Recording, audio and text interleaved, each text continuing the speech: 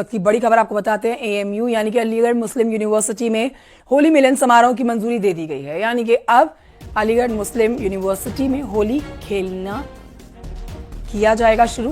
पाबंदी नहीं रहेगी होली खेलने पर। एएमयू प्रशासन ने इस बात की जानकारी दी है। 13 और 14 मार्च को एएमयू के एनआरएससी हॉल में होली खेली जाएगी और कोई भी छात्र हॉल में आकर होली खेल सकता है। बता दें आपको, कुछ दिन पहले हिंदू यहाँ पर छात्रों ने होली मिलन समारोह की अनुमति मांगी थी, जिसका उनको इंतजार था। अब होली मिलन की उनको परमिशन मिल चुकी है और अब होली खेली जाएगी 13 और 14 मार्च को। कोई भी आकर होली खेल सकता है। ने फैसला लिया है कि एनआरएससी परिसर में कोई भी एएमयू का छात्र आकर 13-14 को स्वच्छंद रूप से होली खेल सकता है। स्वागत है उसका, खूब रंग गुलाल उड़ाए, उसका स्वागत है। तो देखिए, विवाद थम गया है आप कह सकते हैं, क्योंकि ये विवाद बढ़ता जा रहा था, खासतौर पर बीजेपी के सांसद के बयान के बाद, जिन्होंने कहा था कि होली जो नहीं खेलने देगा उसको ऊपर पहुंचा देंगे। उसके बाद देखिए उनके बयान की काफ़ी आलोचना भी करनी शुरू हो चुकी थी। लेकिन अब देखिए परमिशन मिल चुकी है। अलीगढ़ मुस्लिम यूनिवर्सिटी में अक्सर आप हिंदू त्योहारों के समय पर विवाद होते हुए देखते हैं।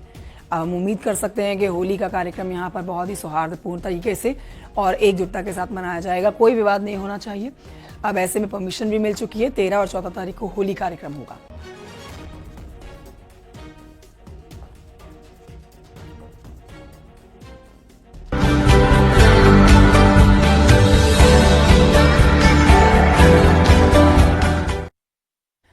बढ़ते हैं आगे, आपको बताते हैं अंतर्राष्ट्रीय महिला दिवस के अवसर पर पीएम मोदी गुजरात के नवसारी में लखपति दीदियों से बातचीत करने जा रहे हैं। पीएम मोदी सुबह 11:15 बजे लखपति दीदियों से बात करेंगे।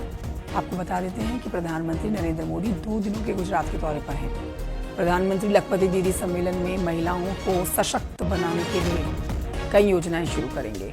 अंतर्राष्ट्रीय महिला दिवस पर आयोजित इस सम्मेलन की सबसे खास बात यह है कि सुरक्षा व्यवस्था समेत सम्मेलन का सारा प्रबंधन महिला अधिकारियों के हाथों में रहने जा रहा है। मतलब सुरक्षा की सारी बागडोर महिला अपने हाथों में लेंगी और महिलाओं के हाथों से ही यहाँ पर सुरक्षित कार्यक्रम को संपन्न कराया जाएगा।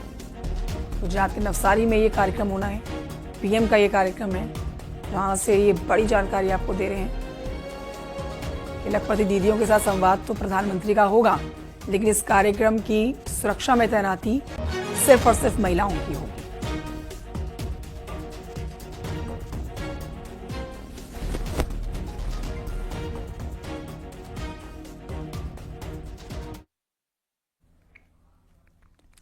बढ़ते हैं आगे, सहारनपुर की खबर जानिए, जहां पर शादी समारोह में मेहमानों को 2 कार जलकर राख हो गई। यहां पर शादी समारोह में मेहमानों की 2 कार जलकर राख हुई है और इस घटना के बाद पूरे इलाके में खलबली मच गई। तस्वीरें भी आप देख रहे हैं, सीसीटीवी कैमरे में रिकॉर्ड हुई ये तस्वीरें। ये घटना मोहल्ला चौधरीयान की है। मशक्कत के बाद आग पर काबू पाया गया, लेकिन जब तक आग बुझ पाई तब तक दोनों कारें जल चुकी थी।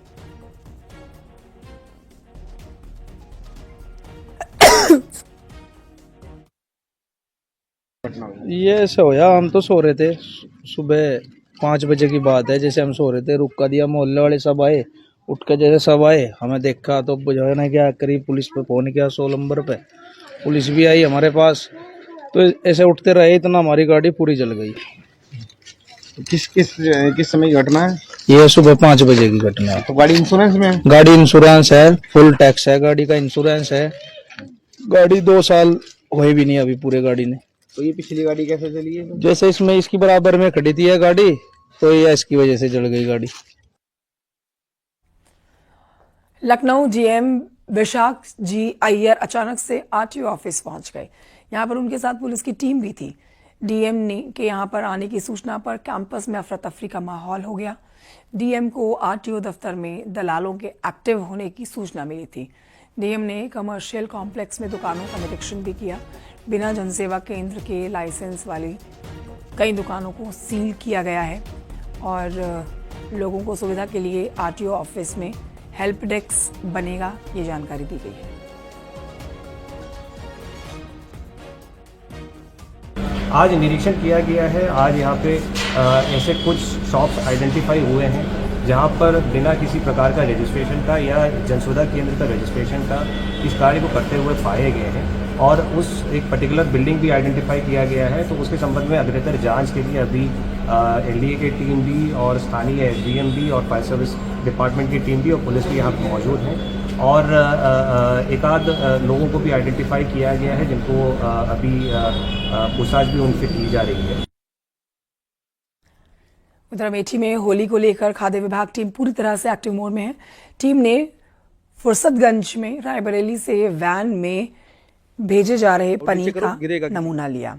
टीम ने उतेलवा इंडस्ट्रियल एरिया में छापा मारकर कचरी बनाने वाली 2 फैक्ट्री पर निरीक्षण किया है पहुंचकर और कचरी का नमूना लेते हुए लगभग 35,000 रुपए की 38 बोरी कचरी को सीज किया गया है। छापेमारी अभियान में अब तक कुल 14 नमूने लिए जा चुके हैं।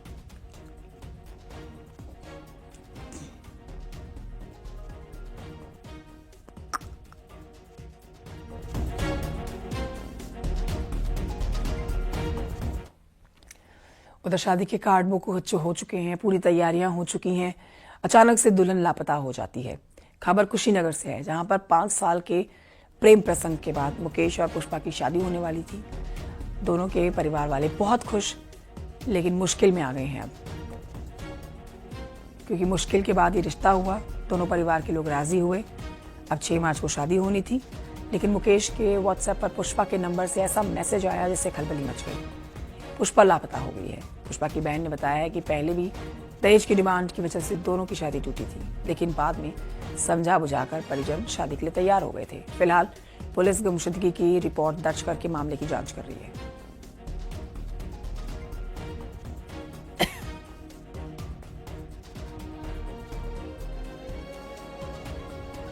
हो गई शादी के लिए, सारा सामान भी बन गया। क्या लग रहा है, क्यों लोगों में क्या नहीं?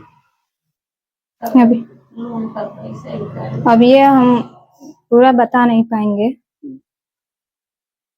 लड़के जो भी हुआ है लड़के के चलते हुआ है। कैसे, मतलब क्या लग रहा है आपको? लड़के के घर वालों की डिमांड दिन पे दिन बढ़ती जा रही थी।